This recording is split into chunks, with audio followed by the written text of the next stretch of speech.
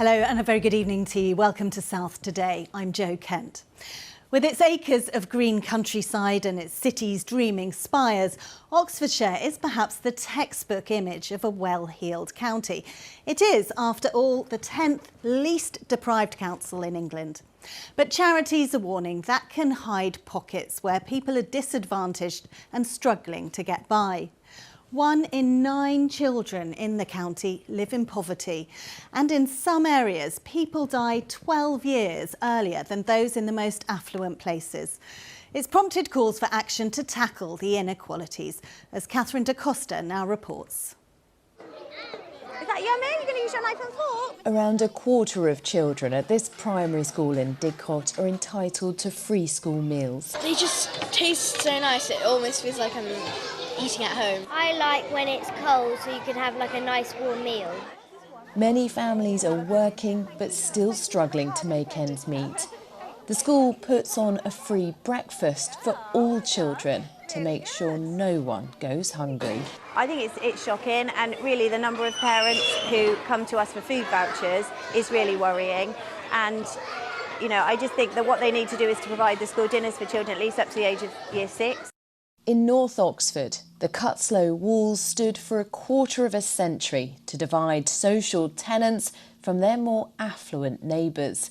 The barrier was erected to protect our interests. Although not snobs, we do not wish our estate to become a perfect bedlam. Why should there be this barrier between us? It only means class distinction.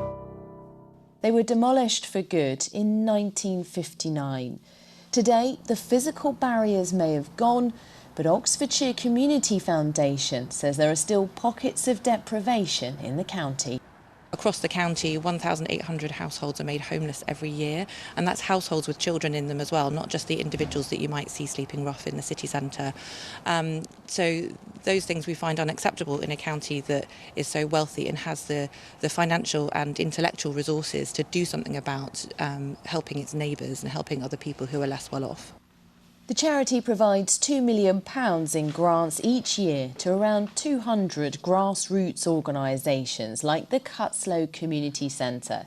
It supports local projects like this toy donation service. This year we have 83 children receiving gifts. It's the 3rd year we've run the project, and every year we have families from both ends of the spectrum in tears because they're just so overjoyed to be able to participate in it, give something back, but also receive lovely things for their children at Christmas that they wouldn't have been able to have otherwise.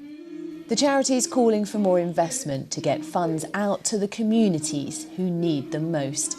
Parrinder, BBC South Today.